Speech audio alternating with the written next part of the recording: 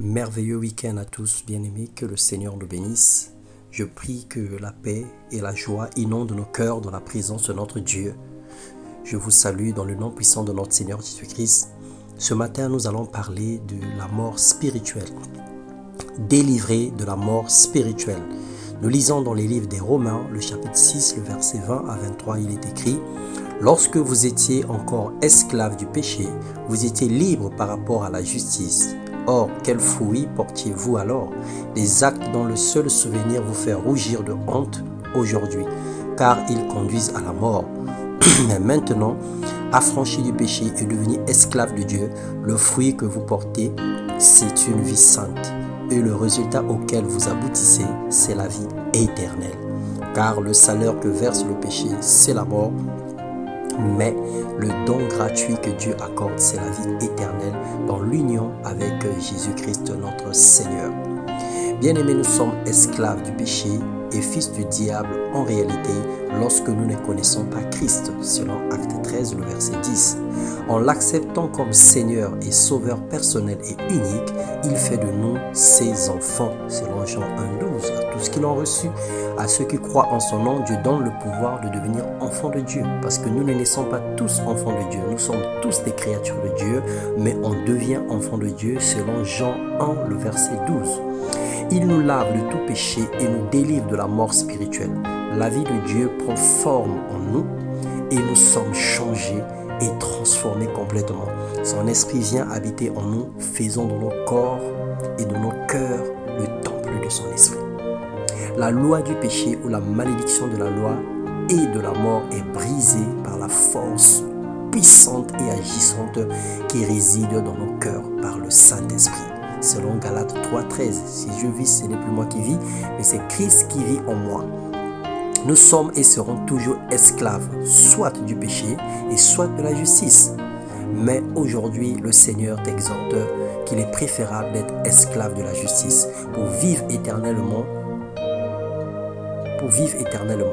Et nous étions morts par nos offenses.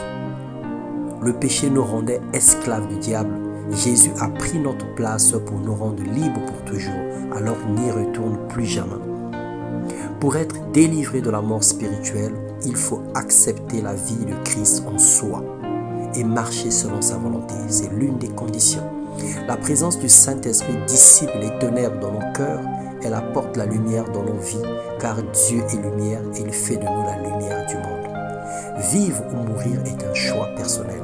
Dieu ne tient pas compte de ton ignorance, mais il jugera les rebelles qui auront écouté la parole de Dieu et régné le Seigneur Jésus-Christ.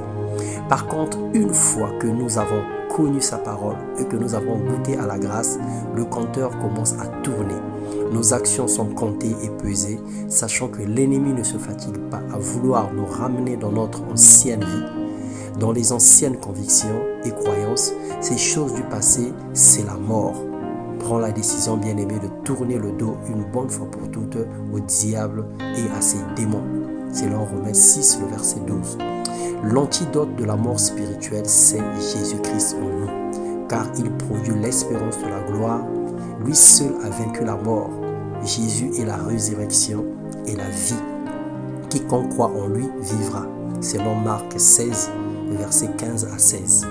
Bien-aimé, ce jour, je t'exhorte et je t'encourage, choisis la vie qui est Jésus. Accepte la grâce de Dieu afin que tu puisses vivre éternellement.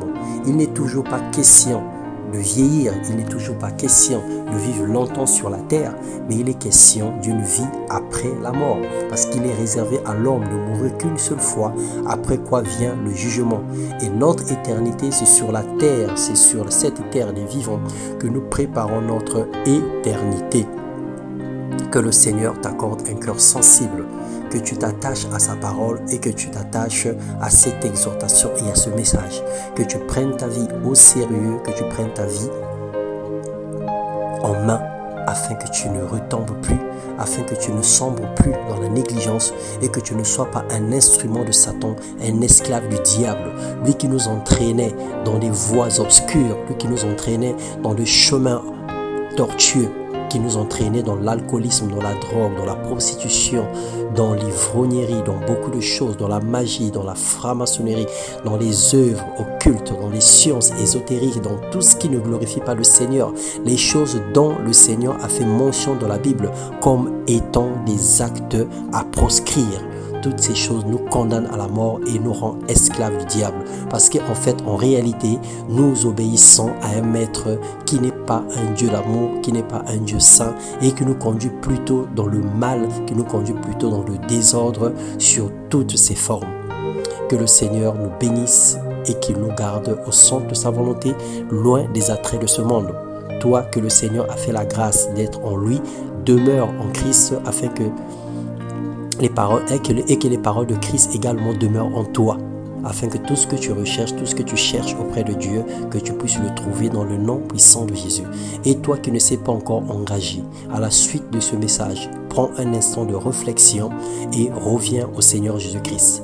Parce que le salaire du péché, c'est la mort, mais le don gratuit qu'il nous donne, c'est la vie éternelle. Vaut mieux essayer de vivre que de continuer à mourir. Alors c'est un choix à faire. Que la grâce de Dieu soit sur tout son peuple, sur tous les habitants de la terre et sur tous les lecteurs de ce message. Dans le nom puissant de Jésus, soyez bénis. Amen.